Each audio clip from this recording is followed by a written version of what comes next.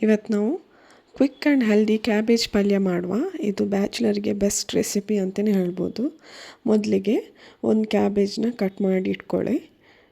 ನಂತರ ಒಂದು ಟೊಮ್ಯಾಟೊ, 3 ಕಾಯಿ ಮೆಣಸು, ನಂತರ ತುರಿದ ತೆಂಗಿನಕಾಯಿನ ರೆಡಿ ಮಾಡಿ ಇಟ್ಕೊಳ್ಳಿ.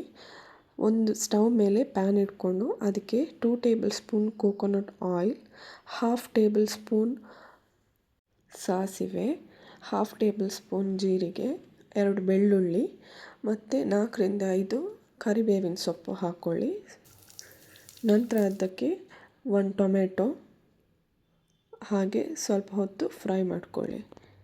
ನಂತರ ಅದಕ್ಕೆ ವಾಶ್ ಮಾಡಿದ ಕ್ಯಾಬೇಜ್, ನಂತರ ಅದಕ್ಕೆ ಸ್ವಲ್ಪ ರುಚಿಗೆ ತಕ್ಕಷ್ಟು ಉಪ್ಪು ಹಾಕ್ಕೊಂಡು ಮಿಕ್ಸ್ ಮಾಡ್ಕೊಳ್ಳಿ, ಸ್ವಲ್ಪ ನೀರು ಹಾಕ್ಕೊಂಡ್ಬಿಟ್ಟು. ಇವಾಗ ಪ್ಯಾನ್ನ ಲಿಡ್ಡನ್ನು ಕ್ಲೋಸ್ ಮಾಡ್ಕೊಳ್ಳಿ. ಕ್ಲೋಸ್ ಮಾಡಿಕೊಂಡು ಒಂದು 10 ನಿಮಿಷ ಬೇಯಲಿಕ್ಕೆ ಬಿಡಿ ಕ್ಯಾಬೇಜನ್ನು. ಇವಾಗ ನೋಡ್ಬೋದು ಕ್ಯಾಬೇಜ್ ಬೆಂದಿದೆ. ಅದಕ್ಕೆ ನಾನು ಗ್ರೇಟ್ ಮಾಡಿದಂಥ ಕೋಕೋನಟ್ನ ಹಾಕ್ಕೊಂಡಿದ್ದೀನಿ. ಹಾಕ್ಕೊಂಡು ಚೆನ್ನಾಗಿ ಮಿಕ್ಸ್ ಮಾಡ್ಕೊಳ್ಳಿ. ನಂತರ ಒಂದು 5 ನಿಮಿಷ ತೆಂಗಿನಕಾಯಿ ಬೇಯಲಿಕ್ಕೆ ಬಿಡಿ.